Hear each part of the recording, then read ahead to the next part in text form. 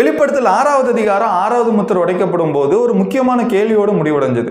அது என்ன கேள்வி ஞாபகம் இருக்கா? ஆட்டுக்குட்டியானவருடைய கோபத்துக்கு முன்னாடி யார் நிலை நிற்க முடியும்?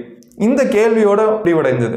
அதாவது இயேசு கிறிஸ்துனுடைய உக்கிரமான கோபத்துக்கு முன்னாடி எந்த மனிதனால நிற்க முடியும்? நீரோவா, டொமோஷியனா, இல்ல இந்த பூமியில் இருக்கக்கூடிய எந்த ராஜாக்கள், எந்த தலைவர்கள் இயேசு கிறிஸ்துனுடைய கோபத்துக்கு முன்னாடி நிற்க முடியும் அப்படிங்கிறத பார்த்து வெளிப்படுத்தல் 7வது அதிகாரத்துல 9 வசனத்துல இதுக்கான பதில சொல்லியிருக்கார். இயேசு கிறிஸ்துனுடைய கோபத்திலிருந்து யார் தப்பித்துக் கொள்ள முடியும் அப்படின்னா, யார் தப்பித்துக் கொள்ள முடியும்? தேவனுடைய பிள்ளைகள், இயேசுனுடைய இரத்தத்தால் கழுவப்பட்டவங்க. இவங்க இயேசு கிறிஸ்துடைய கோபத்துக்கு முன்னாடி இருந்து தப்பித்துக் கொள்ள முடியும். வெளிப்படுத்தல் 6வது அதிகாரத்துல இயேசு கிறிஸ்து தேவனுடைய கரத்துல இருந்து புஸ்தக சுருளை வாங்கி 6 முத்திரைகளை உடைச்சிட்டார்.